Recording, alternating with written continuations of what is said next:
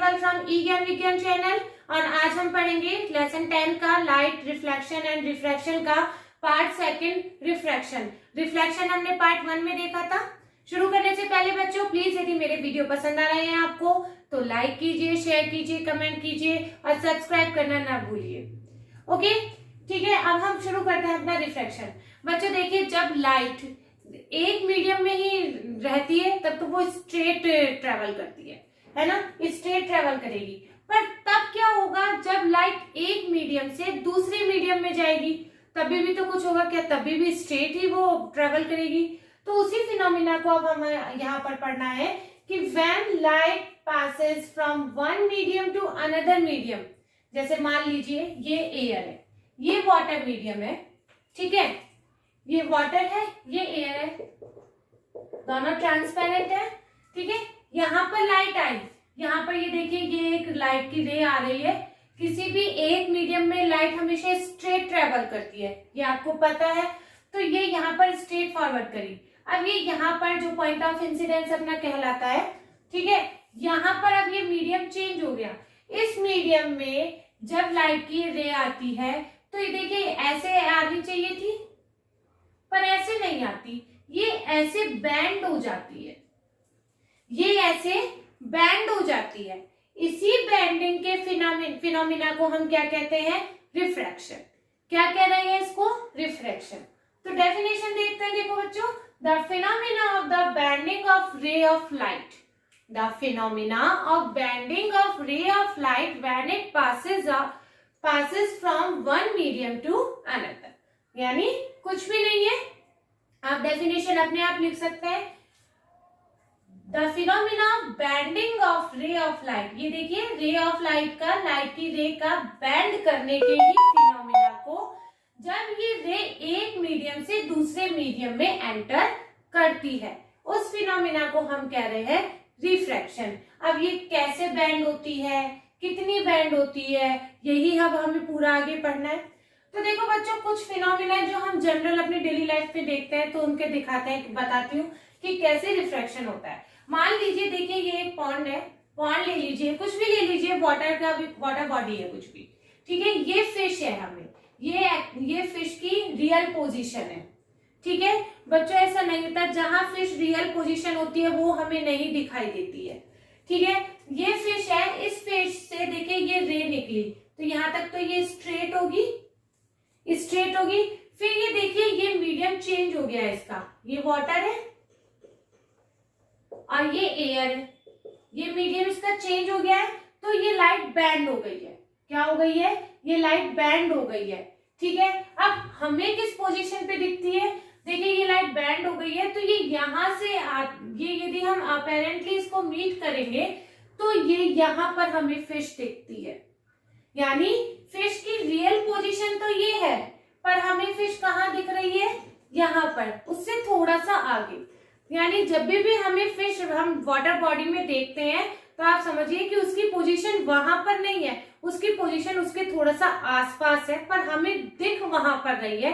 किस फिनोमिना की वजह से? रिफ्रैक्शन की वजह से। ऐसे ही आप कुछ भी ले लीजिए, ग्लास ले लीजिए या एक वाटर टम्बलर ले लीजिए, उसमें एक स्टिक या पेन, पेंसिल कुछ भी आप डालेंगे, है ना, आधा बाहर आधा अंदर, तो वो है ना जो आधा हिस्सा है वो फ्लोट करता हुआ दिखता है आपको, है ना।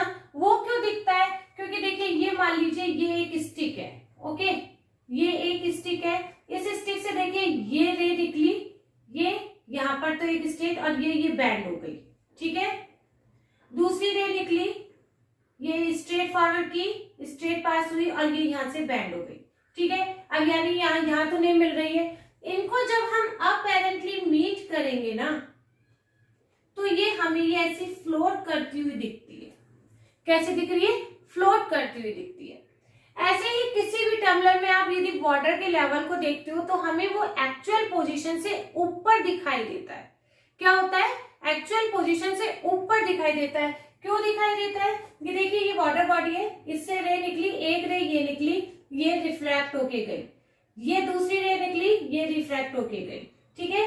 अब ये तो मिल नहीं रही है, तो यानी कैसे दिखेगा? हम इसको अपेरेंटली मीट कराएंगे, ये अपेरेंटली हम इसको मीट कराते हैं ना, तो ये यहाँ पर मिलता है। यानी एक्चुअल पोजीशन तो वाटर लेवल की ए है, पर हमें क्या दिख रही है, ए डैश। क्या दिख रही है, ए डैश। यानी जब हम देखते हैं तो वाटर लेवल हमें थोड़ा सा एक्चुअल पोजीशन से ऊपर दिखाई देता है। किस फिनोमिना की वजह से, रिफ्रैक्शन की वजह से। ठीक है बच्चों, अब इनका देखिए ज्यादा टाइम नहीं लेंगे, अब इनकी हम देखते हैं मेन पॉइंट टू पॉइंट सारा देखते जाएंगे। बेंडिंग टेंडेंसी, क्या होती है बेंडिंग टेंडेंसी? बच्चों हमें ये देखना है कि ये लाइट कितनी दूर बेंड करेगी या कितना पास बेंड करेगी, किस एंगल पे बेंड करेगी। जैसे रिफ्लेक्शन में तो हमने देखा था कि जिस एंगल से आ रही है उसी एंगल से रिफ्लेक्ट होती है। रिफ्रैक्शन में ऐसा नहीं होता है, इसका डिपेंड करता है मीडियम पे। किस पे डिपेंड करता है, मीडियम पे। मीडियम दो तरह के होते हैं, denser medium and rarer medium. कौन सी medium, denser medium and rarer medium. Denser medium जिसकी डेंसिटी ज्यादा है, रेयरर मीडियम जिसकी डेंसिटी कम है। समझ में आ रहा है ना, डेंसर मीडियम यानी जिसकी डेंसिटी ज्यादा है, रेयरर मीडियम जिसकी डेंसिटी कम है। अब वही हमें देखना है कि डेंसिटी में डेंसर मीडियम में और रेयरर मीडियम में किस तरीके से लाइट बैंड होती है। तो देखो बच्चों, ये बेंडिंग हम देखते हैं। सबसे पहले हम देखेंगे जब लाइट डेंसर मीडियम से रेयरर मीडियम में एंटर कर रही है। कैसे, डेंसर मीडियम से रेयरर मीडियम में एंटर कर रही है। तो देखिए, ये एक डेंसर मीडियम है, ये एक रेयरर मीडियम है। डेंसर मीडियम लाइक आप मान लीजिए वाटर मान लीजिए, ठीक है। रेयरर मीडियम मान लीजिए एयर, ठीक है ना। एयर की डेंसिटी इससे वाटर से कम होती है ना, तो ठीक है। डेंसर मीडियम में जब एक लाइट की रे आएगी तो बच्चों उस मीडियम में तो स्ट्रेट ही आएगी, ठीक है। फिर हम ये देखिए, ये पॉइंट ऑफ इंसिडेंस है हमारा। फिर यहाँ पर हम एक नॉर्मल को ड्रॉ कर लेते हैं, जैसे हमने रिफ्लेक्शन में भी किया था वैसे ही हम रिफ्रैक्शन में कर रहे हैं, ठीक है। इसको नॉर्मल को ड्रॉ कर लिया। अब ये जो रेयरर मीडियम में आएगी ना बच्चों, रेयरर मीडियम आपको पता है, देखिए यहाँ पर डेंसिटी बहुत ज्यादा होगी क्योंकि ये डेंसर मीडियम है, यहाँ कम होगी थोड़ी क्योंकि इसकी डेंसिटी कम है। डेंसिटी इसकी कम है तो लाइट की स्पीड रेयर मीडियम में ज्यादा होती है। रेयरर मीडियम में लाइट की स्पीड ज्यादा होगी। अब ये लाइट की स्पीड यदि ज्यादा होगी तो ये इस नॉर्मल से दूर जाएगी। कहाँ जाएगी, दूर जाएगी। यानी देखिए यहाँ पर लाइट की स्पीड कम है, ठीक है। यहाँ पर लाइट की स्पीड कम है, यहाँ इसकी स्पीड ज्यादा है, ओके। तो यानी डेंसर मीडियम में ये ऐसे आई और ये यहाँ से नॉर्मल से अवे चली गई है, नॉर्मल से अवे चली गई है क्योंकि यहाँ पर इसकी लाइट की स्पीड ज्यादा है। तो आप ये ध्यान रखिए, जब लाइट डेंसर मीडियम से रेयरर मीडियम में एंटर करती है तो लाइट बैंड होती है away from normal, away from normal. आप यदि याद करने का तरीका देखेंगे तो इस तरीके से याद कर लीजिए, डर, DAR डर, यानी डेंसर मीडियम से रेयरर मीडियम में जब एंटर किया तो away from normal, away from normal. सीधा सा कॉन्सेप्ट है, क्योंकि लाइट की स्पीड तेज हो जाती है वहां पे तो वो नॉर्मल से दूर भागेगी यानी अवे जाएगी। आप देखिए उल्टा, rarer medium denser medium, rarer medium आप मान लीजिए एयर और डेंसर मीडियम वाटर, ठीक है। यहाँ से लाइट आई, ये यहाँ पर आपने एक नॉर्मल ड्रॉ कर लिया। तो बच्चों डेंसर मीडियम में इसकी स्पीड कम हो जाएगी, डेंसर मीडियम में लाइट की स्पीड कम हो जाएगी। कम हो जाएगी तो वो दूर नहीं भाग पाएगी, यानी वो पास में आएगी, है ना। तो देखिए ये इसको जाना कैसे था, इसको जाना था ऐसे, यहाँ पर भी इसको जाना कैसे था, ऐसे। इस एस्पेक्ट में हम कहेंगे कि ये अवे जा रही है। इसको यहाँ पर कहाँ जाना है, देखिए ये इसका हम यदि हम बिल्कुल स्ट्रेट लाइन में फॉरवर्ड करेंगे इसको ऐसे जाना चाहिए था, पर अब ये डेंसर मीडियम में एंटर की है यानी इसकी स्पीड कम हो जाएगी तो ये नॉर्मल की साइड बैंड हो जाएगी, ये नॉर्मल की साइड बैंड हो जाएगी।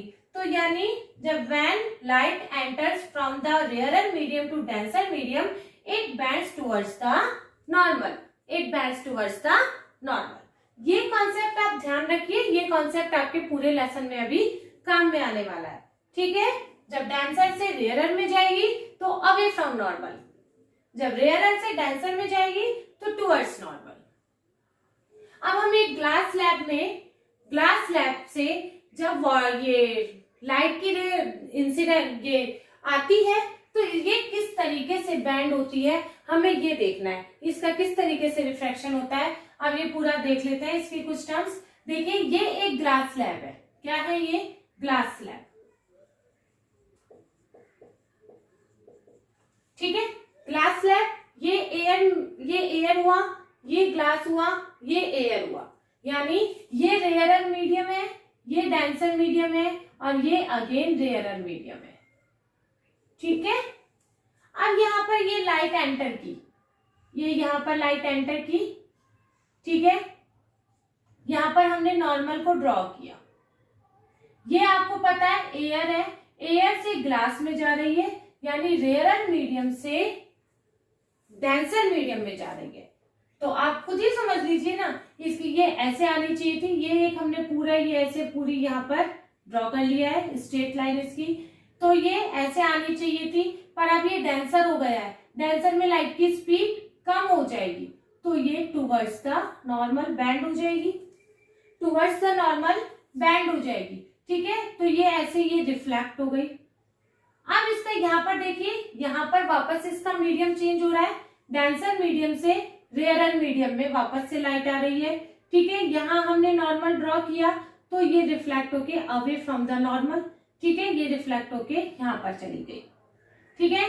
इस रे को जो आ रही है इंसिडेंट रे कहते हैं, इस रे को जो यहाँ रिफ्रैक्ट हो रही है उसको हम रिफ्रैक्ट रे कहते हैं, और ये जो यहाँ पर वापस से रिफ्रैक्ट हो गई है इसको हम एमरजेंट रे कहते हैं।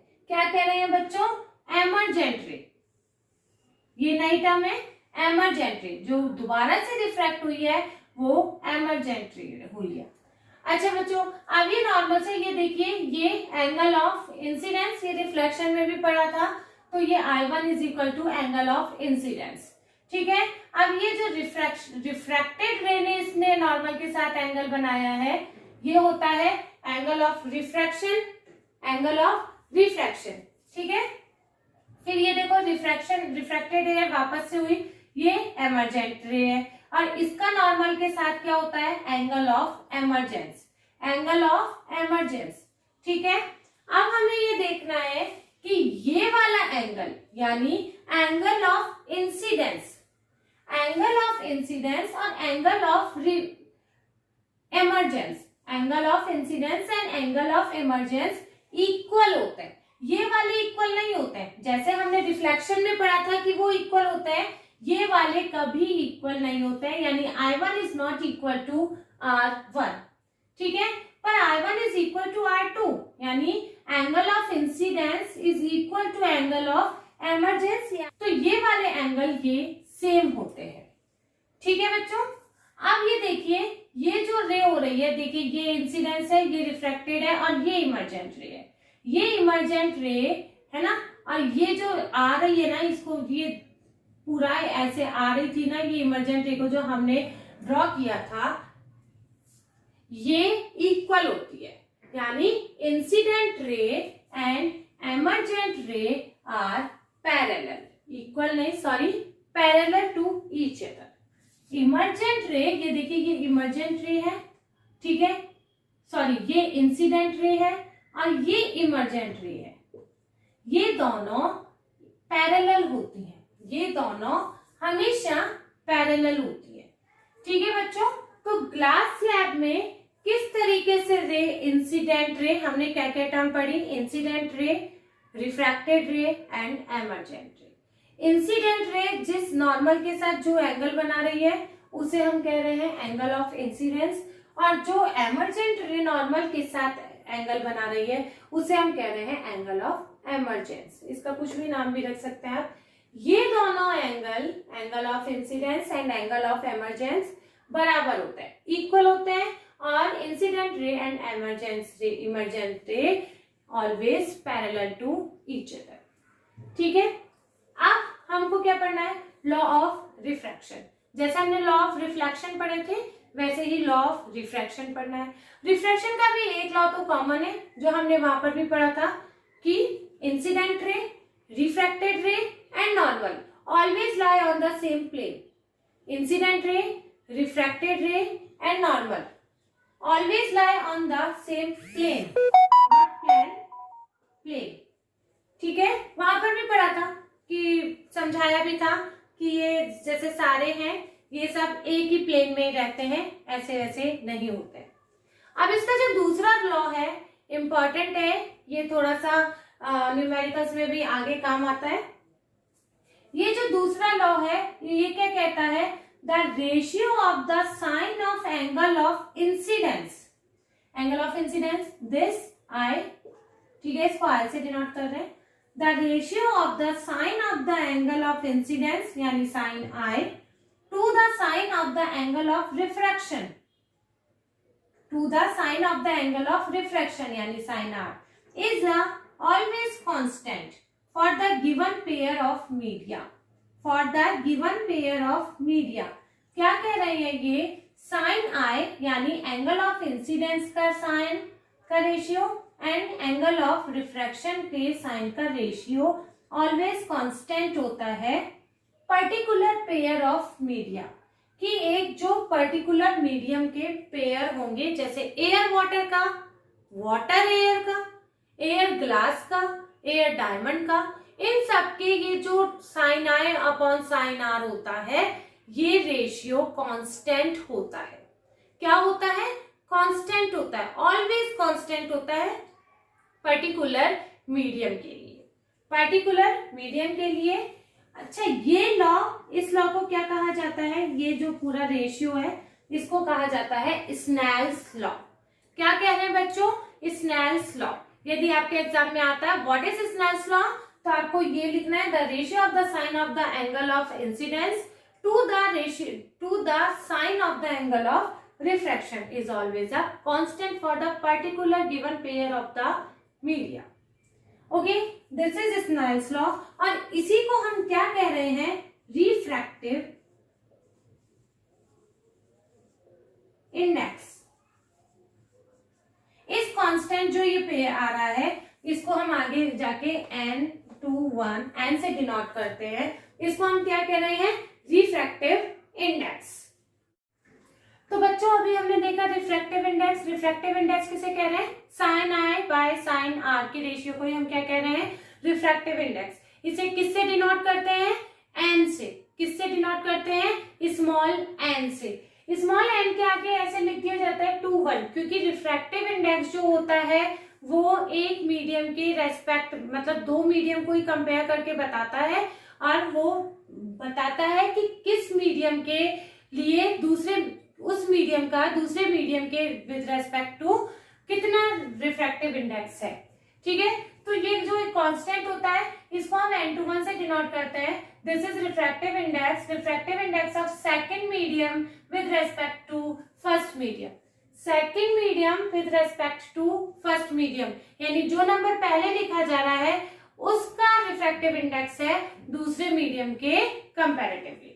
ठीक है, अब बच्चों यदि रिफ्रैक्टिव इंडेक्स को हम लाइट की स्पीड के टर्म्स में लिखना चाहें वो उससे भी डिनोट होता है, और ये सब अभी आगे आपके न्यूमेरिकल्स में भी काम आएगा। तो यदि ν1 speed of the light in one medium और ν2 speed of the light in second medium, तो अब जो n21 की स्पीड से निकालना है, तो देखिए n21 का यदि हम with refractive index second medium with respect to first medium, तो ν1 अपॉन ν2 यानी speed of light in the first medium, पहले स्पीड से क्या रिलेशन है, फर्स्ट मीडियम का स्पीड पहले आएगी और नीचे क्या आएगा, सेकेंड मीडियम की स्पीड, लाइट की स्पीड।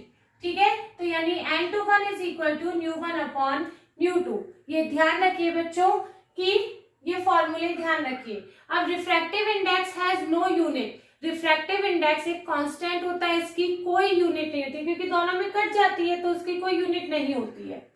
ठीक है, अब ये रिफ्रैक्टिव इंडेक्स जैसे अभी मैंने आपको बताया, ये रिफ्रैक्टिव इंडेक्स सेकंड मीडियम का है with respect to first medium. तो ये यदि हम जैसे यदि फर्स्ट मीडियम का निकालना हो, सेकंड मीडियम के विद रेस्पेक्ट टू उसके लिए, तो क्या करना होगा, इसका रेसिप्रोकल हो जाएगा। क्या हो जाएगा, रेसिप्रोकल हो जाएगा, उसका उल्टा कर दीजिए, उसके दूसरे मीडियम का रिफ्रैक्टिव इंडेक्स निकल जाएगा। अब यदि देखिए इफ मीडियम इज वैक्यूम और एयर, है ना, यदि एक मीडियम, जो मोस्टली होता है कि एक मीडियम यदि वैक्यूम और एयर है, तब उस रिफ्रैक्टिव इंडेक्स को क्या कहा जाएगा, एब्सोल्यूट रिफ्रैक्टिव इंडेक्स। क्या कहा जाएगा, absolute refractive index. If medium 1 is vacuum or air, then the refractive index of medium 2 is considered with respect to vacuum.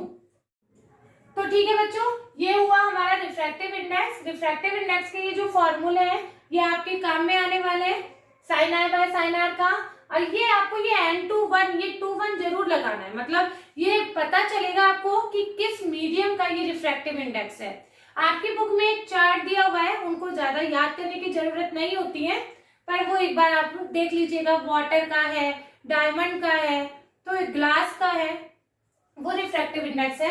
ये सब कांस्टेंट होते हैं। ओके, अब हमको पढ़ना है refraction by the spherical lens. हमने रिफ्लेक्शन पढ़ा था मिरर से, अब रिफ्रैक्शन हमें पढ़ना है लेंस से। बच्चों लेंस कैसे होता है, जिनकी दोनों सरफेस स्फेरिकल होती है। ठीक है, दोनों सरफेस स्फेरिकल होती है, यानी ये देखिए जो ये लेंस है ये बीच में से वाइड है, बीच में से मोटा है और दोनों साइड में से पतला है। ठीक है, इस लेंस को हम क्या कह रहे हैं, कॉन्वेक्स लेंस। जो बीच में से मोटा है, साइड में से पतला है, उस लेंस को हम कह रहे हैं कॉन्वेक्स लेंस। ठीक है बच्चों, ध्यान रख लीजिए, ये कॉन्वेक्स लेंस है। ओके, और जो बीच में से पतला है और साइड में से ब्रॉड है, जो बीच में से नैरो है, साइड में से ब्रॉड है, इसको हम कह रहे हैं कॉनकेव लेंस। क्या कह रहे हैं, कॉनकेव लेंस। ये लेंस आपको ध्यान रखने पड़ेंगे, जैसे कॉनकेव कॉन्वेक्स मिरर याद किए थे, वैसे ही this is convex and this is concave lens, जो बीच में से नैरो है, साइड में से ऊपर नीचे से ब्रॉड है। अब बच्चों जो टर्म्स हमने वहां पर भी देखी थी वो टर्म्स सेम यहाँ पर भी है, बस कुछ है। जैसे ये देखिए, ये इसका सेंटर है, ये इसका सेंटर है, तो यहाँ सेंटर ऑफ कर्वेचर नहीं लेते हैं हम, यहाँ ऑप्टिकल सेंटर, इसको क्या कह रहे हैं हम, ऑप्टिकल सेंटर।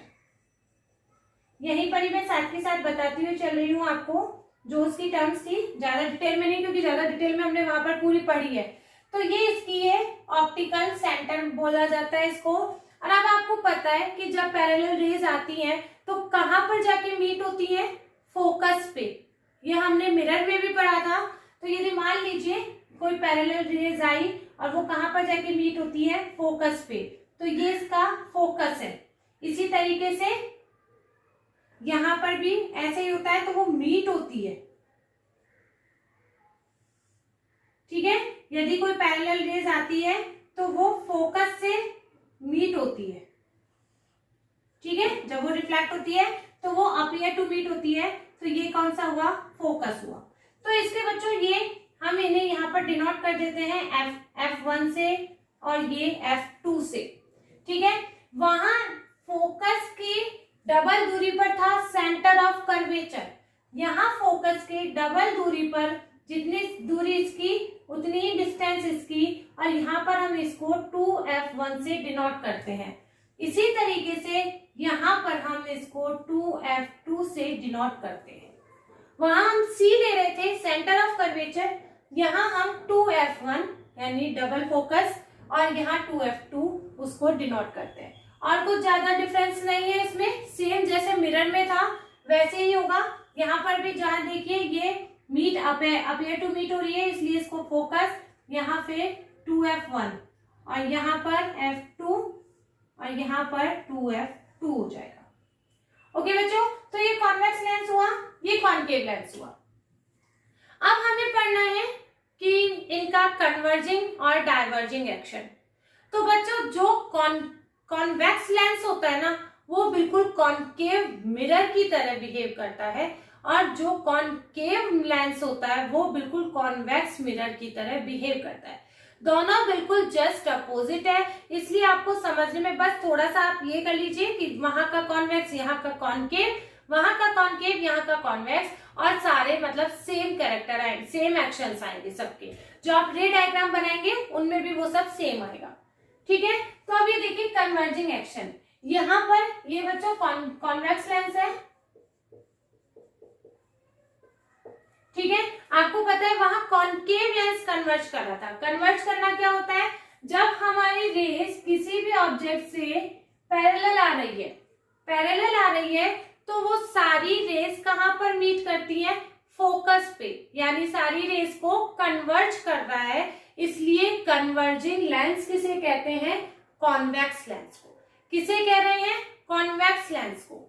डिटेल आपने पूरा अच्छे से रिफ्लेक्शन में मैंने बिल्कुल पॉइंट टू पॉइंट एक्सप्लेन किया है, आप एक पार्ट 1 को जरूर देखिएगा, आपको ये भी बिल्कुल क्लियर हो जाएगा।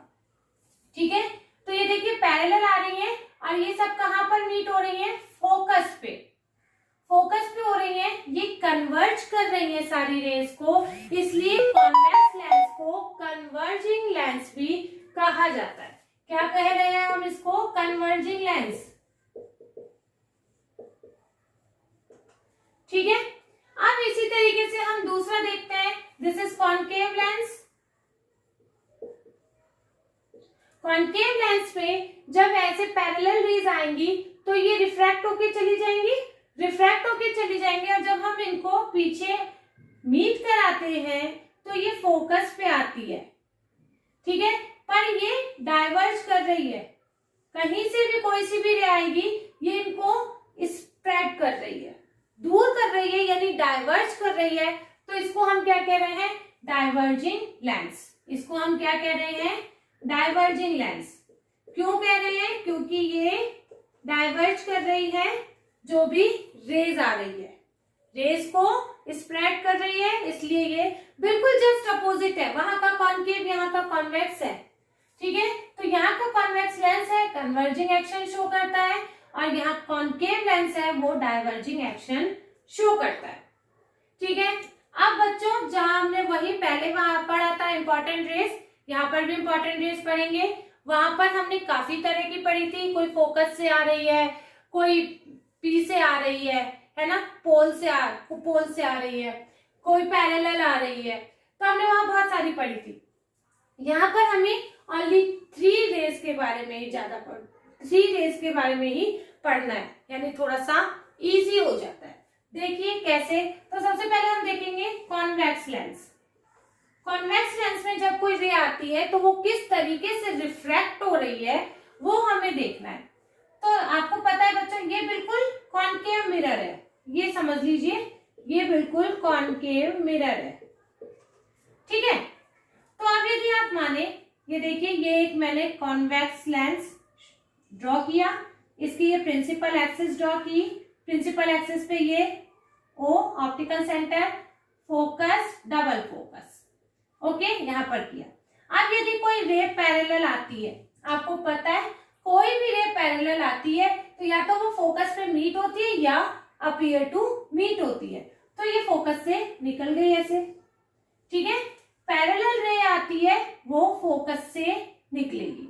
ठीक है, रे पैरेलल आ रही है, फोकस से निकलेगी। रे फोकस से आ रही है, पैरेलल निकलेगी। रे फोकस से आई और ये पैरेलल निकल गई। ठीक है, फोकस से आ रही है, पैरेलल निकल गई। अब तीसरी रे जो हमें देखनी है वो है इस ऑप्टिकल सेंटर से निकलती हुई। ऑप्टिकल सेंटर से जब कोई रे आ रही है तो वो इसी तरह, इसी पाथ को फॉलो करते हुए निकल जाती है, यानी कोई रिफ्रैक्शन नहीं हो रहा है, नो रिफ्रैक्शन, उसी पाथ को फॉलो करती है। अब बच्चों इंपॉर्टेंट रेज इन कॉनकेव लेंस, कॉन्वेक्स लेंस देख लिया, अब कॉनकेव लेंस, हमें वही 3 रेज के बारे में ही पढ़ना है इसमें। तो देखो कॉनकेव लेंस, यदि ये देखिए ये कॉनकेव लेंस है, ठीक है, कॉनकेव लेंस में यदि रे पैरेलल आ रही है, रे पैरेलल आ रही है तो इसका डाइवर्जिंग नेचर है, तो ये स्प्रेड कर देगी, उसको दूर रिफ्रैक्ट कर देगी। तो ये इसको जब हम यहाँ पर इसको मैच कराएंगे, अपीयर टू मीट होगी, जो यहाँ पर ये रेज, ये कहाँ पर होगी, फोकस से, वही है, पैरेलल आएगी तो फोकस से आती हुई हमें लगेगी। ठीक है, एक्चुअली नहीं हो रही है, वर्चुअल हो रही है। ओके, अब जो दूसरी रे है वो हमें लानी है, देखिए ये मतलब फोकस से आती हुई, जो ऐसी लगेगी कि ये फोकस से आ रही है, फोकस से आती हुई फोकस से मीट कराते हुए रे आएगी, तो वो कहाँ जाएगी, पैरेलल। कहाँ जाएगी, पैरेलल। बच्चों अपोजिट है, ये है कॉनकेव लेंस। कॉनकेव लेंस में अपीयर टू मीट होती है, ठीक है। तो आपको ध्यान रखना है, ये फोकस से आती हुई लगेगी, और ये जब हम रे को फोकस के डायरेक्शन में लाएंगे तो ये रे पैरेलली रिफ्रैक्ट हो जाएगी। और थर्ड डायरेक्शन वही है, ऑप्टिकल सेंटर से आएगी, तो ये इसमें कोई चेंज नहीं होगा, कोई रिफ्रैक्शन नहीं होगा, जिस वे से आई है उसी वे से चली जाएगी, उसी वे को वो फॉलो करेगी। मतलब जिस वे से आई उसी से नहीं चली जाएगी, मतलब उसी वे में, उसी डायरेक्शन में कोई रिफ्रैक्शन नहीं होगा, बेंडिंग नहीं होगी, उसमें सीधी चली जाएगी, ठीक है। अब ये तीन रेस, इन्हीं रेस के थ्रू हमें बनाना है। अब कैसे इमेज फॉर्म्ड होती है, रे डायग्राम। आपको पता है इमेज कैसे फॉर्म्ड होती है, जब two rays are actually meet और अपीयर टू मीट। ये हमने रिफ्लेक्शन में डिटेल में पढ़ा था। इमेज कब फॉर्म होगी, जब आपकी रेस मिलेंगी, मीट करेंगी या अपीयर टू मीट करेगी। तो अब देख लेते हैं हम रे डायग्राम्स, वही कॉन्वेक्स लेंस में एंड कॉनकेव लेंस में। कॉन्वेक्स लेंस बिल्कुल वहां के कॉनकेव मिरर की तरह होता है, यानी कॉन्वेक्स लेंस में हम 6 केसेस देखेंगे जहां पर हम अपने ऑब्जेक्ट को रख सकते हैं, और वहां पर उसकी इमेज का फॉर्मेशन भी अलग अलग पोजीशन पर होगा। पर कॉनकेव लेंस में ओनली 2 पोजीशंस होंगी, चाहे आप उन पे कहीं पर भी रख लीजिए, उनकी इमेज का फॉर्मेशन सब केसेस में एक ही तरह का होगा। जैसे वहां पर कॉन्वेक्स मिरर था, यहाँ पर कॉनकेव लेंस है। तो अब हमको पढ़ना है कॉन्वेक्स लेंस में इमेज फॉर्मेशन कैसे होती है। बच्चों 6 केसेस होंगे, इन्फिनिटी से धीरे धीरे धीरे आगे बढ़ाते जाएंगे हम, और अब देखना है इमेज का फॉर्मेशन कैसे हो रहा है। तो जब कॉन्वेक्स लेंस में हम पहली पोजीशन पढ़ेंगे, वो हम दूर से पास लाएंगे। तो सबसे पहले हम सबसे दूर का केस ले लेंगे, वो होगा इन्फिनिटी, ठीक है। कहां पर हम ऑब्जेक्ट को रख रहे हैं अपने, इन्फिनिटी पे। इन्फिनिटी से जब भी कोई रेज आती है ऑब्जेक्ट की, तो वो पैरेलल आती है। कहाँ आती है, पैरेलल आती है। और आपको पता है कॉन्वेक्स लेंस डाइवर्जिंग होता है, पैरेलल आएंगी वो डाइवर्ज करेंगी, और सारी रेज फोकस पे मीट करेगी। क्या करेगी, फोकस पे मीट करेगी, ठीक है। रेज पैरेलल आ रही है, किसी भी ऑब्जेक्ट से रेज जब इन्फिनिटी पे होता है तो वो पैरेलल आती है। पैरेलल आई और ये फोकस पे मीट कर गई, ये हमने इंपॉर्टेंट रेज में भी देखा, ये मीट कर गई, ठीक है। तो ये यहाँ पर इसकी इमेज का फॉर्मेशन होगा। तो बच्चों position of the object infinity. अब हम इमेज के बारे में देख लेते हैं। इमेज की पोजीशन कहाँ पर है, F2 पर। इमेज की पोजीशन कहां पर है, F2, एट F2, ठीक है। इसका साइज आपको पता है, ये बिल्कुल छोटी सी इमेज बनेगी, यानी हाईली डिमिनिश्ड इमेज बनेगी, हाईली डिमिनिश्ड, ठीक है। नेचर इसका आपको पता है, सब एक्चुअली मीट हुई है तो रियल है, और रियल हमेशा इन्वर्टेड होती है, रियल हमेशा इन्वर्टेड होती है। तो कहां बनी, F2 बनी, बिल्कुल पॉइंट है, हाईली डिमिनिश्ड बनेगी, और ये एक्चुअली मीट कर रही है तो रियल बनेगी। रियल इमेज ऑलवेज इन्वर्टेड होती है, तो ये इन्वर्टेड हो गई, ठीक है। फर्स्ट केस हो गया हमारा इन्फिनिटी। आप थोड़ा सा पास ले आएंगे ऑब्जेक्ट को, यानी F1 F2 से पीछे, ठीक है। आगे कह लीजिए, पीछे कह लीजिए, एट बियॉन्ड 2F1 के पीछे हमारा ये प्रोडक्ट है ना, ये है हमारा। अब क्या रखना है इसको, ऑब्जेक्ट, सॉरी मैं प्रोडक्ट कह रही हूँ, ऑब्जेक्ट है हमारा, ये ऑब्जेक्ट है, इससे हम एक पैरेलल रे लाएंगे, ये फोकस से होती हुई जाएगी, ठीक है, ये फोकस से होती हुई गई, और एक सीधी लाएंगे, वो सीधी जाएगी, और ये यहाँ पर मिल रही है, तो ये यहाँ पर इमेज का फॉर्मेशन हो रहा है। कहाँ पर हो रहा है? यहाँ पर इमेज का फॉर्मेशन हो रहा है। पैरेलल आई, फोकस से निकली, सीधी ऑप्टिकल सेंटर से आई, सीधी गई, यहाँ पर मीट हुई। तो इनकी इमेज कैसी बनी बच्चों? इसकी इमेज बनी, देखिए इमेज की पोजीशन क्या है? Between F2 and 2F2। Image की पोजीशन क्या है? जब आप स्केल लेंगे, सारी मेजर करेंगे बराबर से, तो आपका रे डायग्राम भी अच्छे से बनेगा। आप बच्चों बुक में एक चार्ट है, उसको भी हल्का सा थोड़ा सा माइंड में रख लीजिएगा, क्योंकि कई बार इमेज बनाने में यदि कोई दिक्कत आ जाती है तो आपको ये माइंड में रहना चाहिए कि जैसे 2F2 की इमेज 2F2 पे ही बनेगी, तो स्केल से वहां पर हमको मैच करना है।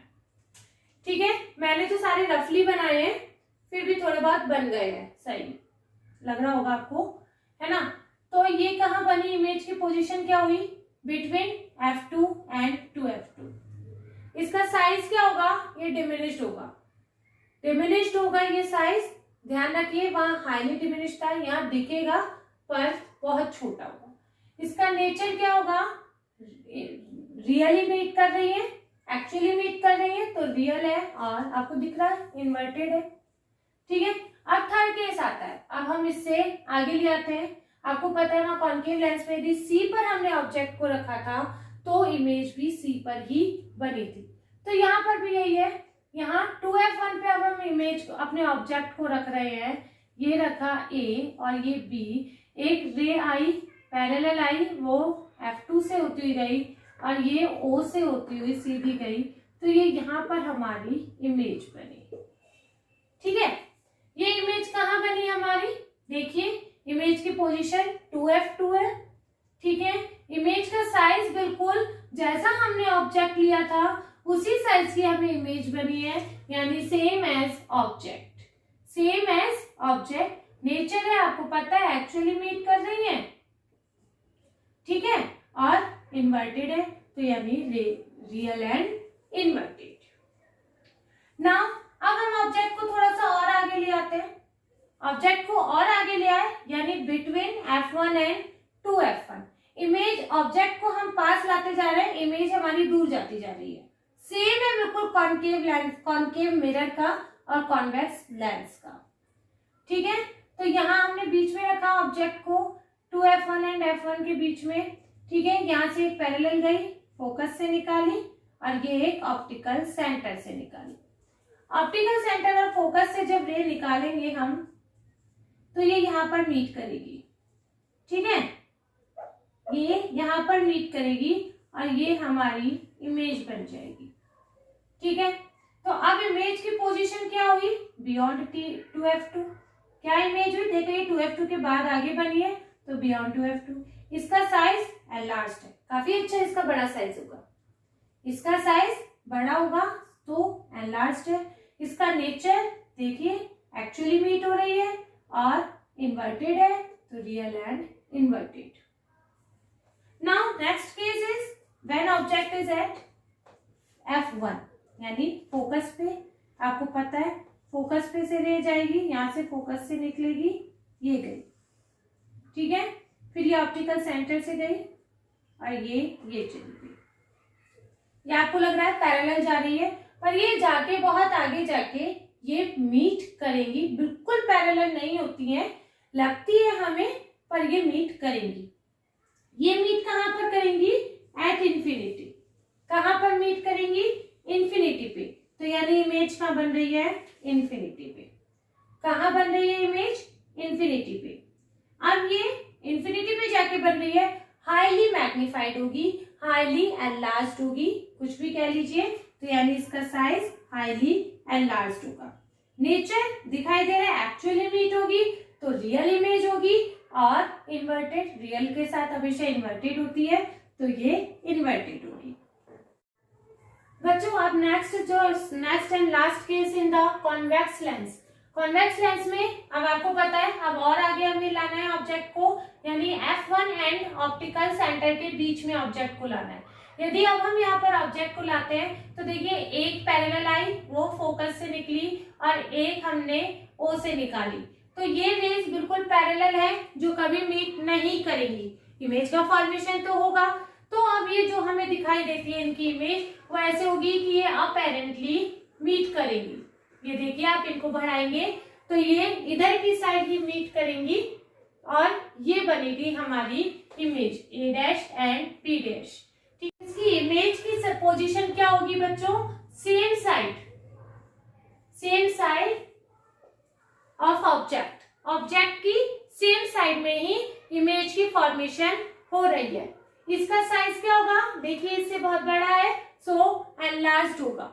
और इसका नेचर क्या होगा? नेचर आपको पता है बच्चों, एक्चुअली मीट नहीं कर रही है, वर्चुअली मीट कर रही है, तो यानी ये इमेज कैसी होगी? वर्चुअल होगी। और आपको पता है वर्चुअल इमेज हमेशा इरेक्ट होती है, सीधी होती है, तो ये वर्चुअल एंड इरेक्ट इसकी इमेज होगी। तो बच्चों ये 6 केसेस हो गए हमारे कॉन्वेक्स लेंस के। ठीक है, अब आता है कॉनकेव लेंस। कॉनकेव लेंस बिल्कुल कॉन्वेक्स मिरर के बिल्कुल बिहेव सेम कर रहा है ना।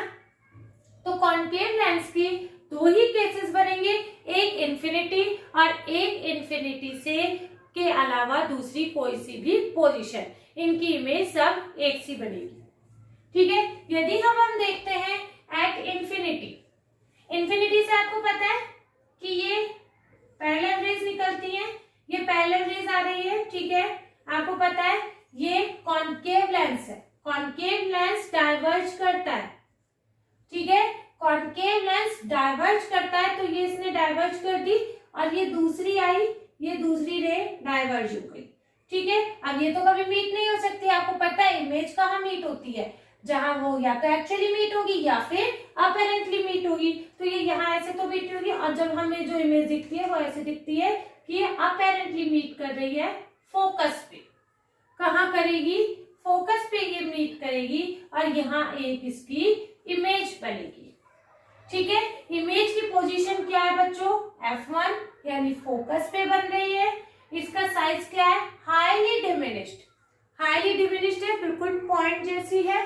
नेचर क्या है बच्चों? देखिए अपेरेंटली मीट कर रही है तो वर्चुअल तो होगी और वर्चुअल है तो इरेक्ट होगी ही होगी। नेक्स्ट है कॉनकेव लेंस में कि कोई सी भी पोजीशन ले लो इन्फिनिटी के अलावा, यानी any position other than infinity. बच्चों इन्फिनिटी को शॉर्ट में ऐसे डिनोट कर देते हैं, आप हमेशा इन्फिनिटी ही लिखना। ठीक है, अब देखिए ये हमने कहीं पर भी रख लिया है ऑब्जेक्ट को, ये ऑब्जेक्ट रखा, सॉरी हाँ ए बी, ये ऑब्जेक्ट रखा। इससे देखिए ये पैरेलल रे निकाली तो ये यहाँ पर रिफ्लेक्ट कर गई, जो फोकस से आती हुई लगेगी हमें, और ये बिल्कुल एक ऑप्टिकल सेंटर से चली गई। तो ये जो ये यहाँ पर मीट कर रही है ना, यहाँ पर ये मीट कर रही है, तो ये यहाँ पर इमेज बन रही है और ये image A dash B dash, यानी इमेज की पोजीशन यदि हम देखेंगे between O and F1, between optical centre and the focus on the same side of the object, on the same side of the object, object के बिल्कुल same side में बन रही है। कॉनकेव लेंस में दोनों पोजीशन में इमेज हमारी ऑब्जेक्ट के सेम साइड में बन रही है। साइज इसका डिमिनिश्ड है, आपको पता है, देख लीजिए कितना छोटा है, तो डिमिनिश्ड है। नेचर है इसका, ये देखिए अपेरेंटली मीट हो रही है, यानी वर्चुअल है, और virtual images always are erect. Okay, तो ये बच्चों हमारे रे डायग्राम बन गए। इन पे आप स्केल मेजरमेंट्स का ध्यान रखेंगे तो ये आराम से बन जाएंगे। लास्ट टॉपिक इस लेसन का कुछ इंपॉर्टेंट फॉर्मूलाज जो आपके न्यूमेरिकल्स में बहुत काम आएंगे। न्यूमेरिकल्स अपना नेक्स्ट पार्ट के वीडियो में बनेंगे, है ना। तो देखिए 1/f is equal to 1/v minus 1/u, ये लेंस फॉर्मूला है।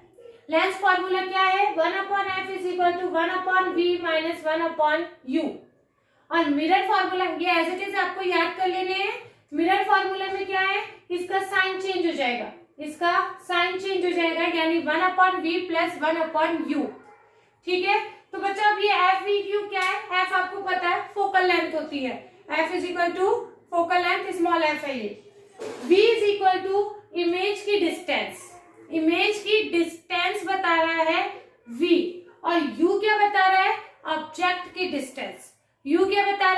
ऑब्जेक्ट की डिस्टेंस। बच्चों याद रखिए, ऑब्जेक्ट डिस्टेंस u, v है इमेज डिस्टेंस एंड f है फोकल लेंथ। ठीक है, लेंस के फॉर्मूले में माइनस है, मिरर फॉर्मूला में प्लस है, वो क्यों है ना, अभी देखते हैं। फिर ये ठीक है, small F focal length is equal to radius का हाफ होता है, ये हमने पढ़ा था। ठीक है, याद कर लीजिए, और मिरर होता है। अब आता है साइन कन्वेंशन। साइन कन्वेंशन आपको बेहद जरूरी है, ध्यान रखिएगा, साइन लगाना मत भूलिएगा, साइन ही आपको पूरी इंफॉर्मेशन देता है।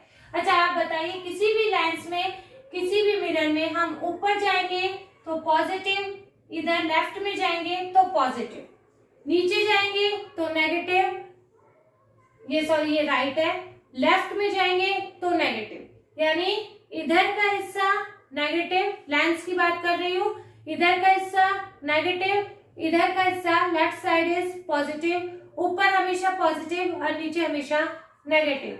अब देखिए, u यानी मीन्स ऑब्जेक्ट की डिस्टेंस, u मीन ऑब्जेक्ट की डिस्टेंस। ऑब्जेक्ट हमेशा आपको पता है लेफ्ट साइड में रखा जाता है, ऑब्जेक्ट हमेशा यहीं पर रखा है, तो ये नेगेटिव है, यानी ऑब्जेक्ट का साइन जो आएगा हमेशा नेगेटिव ही रखना है, ऑब्जेक्ट का साइन ऑलवेज नेगेटिव होगा। ठीक है, h है, h जो हाइट बताई जाएगी आपको न्यूमेरिकल्स में, हाइट होगी है ना, वो हमेशा पॉजिटिव होगी। ठीक है, ऑब्जेक्ट की हाइट जो होगी वो हमेशा पॉजिटिव होगी, क्योंकि हम ऊपर की साइड लेते हैं ऑब्जेक्ट को। ठीक है, ऑब्जेक्ट को हमेशा ऊपर की साइड लेते हैं तो वो पॉजिटिव होगी। ठीक है, u ऑलवेज नेगेटिव होता है, ध्यान रखिए। फोकल लेंथ, फोकल लेंथ यदि कॉनकेव लेंस और मिरर, देखिए ये कॉनकेव यदि मिरर आपने लिया तो ये फोकल लेंथ इसका सेंटर ऑफ कर्वेचर ये हो जाता है, और ये p ये फोकल लेंथ है, तो ये फोकल लेंथ क्या हुई, नेगेटिव हुई कॉनकेव लेंस और मिरर दोनों, क्योंकि है ना, तो ये फोकल लेंथ कॉनकेव लेंस और मिरर में क्या हुई, नेगेटिव हुई, क्या हुई, नेगेटिव। और कॉन्वेक्स लेंस में कौन सी हुई, कॉन्वेक्स लेंस और मिरर दोनों में क्या हुई, पॉजिटिव होगी, क्या होगी, पॉजिटिव होगी, क्योंकि ये इधर की साइड आ रहा है और इसमें इधर की साइड आ रहा है। ठीक है ना, कॉन्वेक्स मिरर तो क्या था, ये था। ठीक है, तो इसका ये साइड, तो ये सेंटर, ये फोकल लेंथ हो जाएगी, ये यानी पॉजिटिव हो जाएगी। ठीक है, और कॉन्वेक्स मिरर, कॉन्वेक्स लेंस क्या होता है, ये वाला। ठीक है, तो ये इस तरीके से फोकल लेंथ कॉन्वेक्स लेंस में और मिरर में पॉजिटिव हो जाएगी। अब आता है मैग्निफिकेशन। मैग्निफिकेशन बच्चों हमें इमेज के बारे में बताता है, क्या बताता है, इमेज के बारे में। It is the ratio of the size of the image of the size of object. ठीक है, मतलब ये रेशियो बता रहा है हमें इमेज के साइज का रेशियो एंड ऑब्जेक्ट के साइज का रेशियो, यानी m is equal to hi upon ho, m is equal to hi upon ho, यदि इसको ऐसे कहा जाए। और ये देखिए मिरर, ये आपको पता है v is equal to image होता है और u is equal to object होता है। तो मैग्निफिकेशन के ये सब फॉर्मूले आप याद कर लीजिए, ये हाइट के उसमें है, ये डिस्टेंस के उसमें। ठीक है, तो hi अपॉन ho इमेज का ऊपर है, ऑब्जेक्ट का नीचे है, मिरर में माइनस v होगा। ठीक है, मिरर में माइनस v अपॉन u है और लेंस में v अपॉन u होता है, लेंस में v अपॉन u होता है। ओके, ये फॉर्मूले आप याद कर लीजिए। अच्छा अब देखिए, मान लीजिए इमेज हमें m मैग्निफिकेशन, यदि कोई भी न्यूमेरिकल में हमें m की वैल्यू दे रखी है तो वो क्या इंडिकेट करती है, क्या इंडिकेट करती है, ये देखिए। मान लीजिए उसने साइन बताया हुआ होगा और एक नंबर बताया हुआ होगा। साइन हमें बताता है nature of the image, sign हमें क्या बता रहा है, nature of the image. Nature of the image में बच्चों क्या होगा, यानी यदि नेगेटिव साइन है, तो आपको पता है नेगेटिव साइन नीचे होता है, यानी इन्वर्टेड इमेज है। क्या होगी, इन्वर्टेड इमेज है। इन्वर्टेड इमेज क्या होती है, रियल होती है, आपको पता है रियल होती है। और यदि पॉजिटिव साइन है, पॉजिटिव साइन यानी ऊपर की साइड बनी होगी, यानी इरेक्ट होगा। और इरेक्ट कैसी होती है, वर्चुअल होती है। यानी आपको नेचर के बारे में पता लग जाएगा इमेज की कि वो रियल है या वर्चुअल है। ऐसे ही अब नंबर क्या बताएगा, जब m का नंबर होगा वो क्या बताएगा, देखिए 3 हो सकते हैं। यदि m इज इक्वल टू 1 है, यदि m इज इक्वल टू 1 है तो उसका साइज ऑब्जेक्ट के साइज के बराबर होगा। यदि m इज इक्वल टू 1 है तो इमेज का साइज ऑब्जेक्ट के साइज के इक्वल होगा। यदि m इज लेस देन 1 तो इमेज स्मॉलर होगी ऑब्जेक्ट से, और m इज ग्रेटर देन 1 तो इमेज लार्जर होगा देन द ऑब्जेक्ट। बच्चों ये फॉर्मूला अच्छे से आपको याद रख लेना है। साइन कन्वेंशन आपको बिल्कुल अच्छे से याद करना है, क्लियर होना चाहिए साइन कन्वेंशन आपका। एक और फॉर्मूला होता है बच्चों पावर ऑफ लेंस। अभी जब हम न्यूमेरिकल्स करेंगे आपको और क्लियर हो जाएगा, ठीक है। अभी ये सब शॉर्ट में, जब न्यूमेरिकल्स होंगे तो आपको सारे कॉन्सेप्ट क्लियर होते जाएंगे।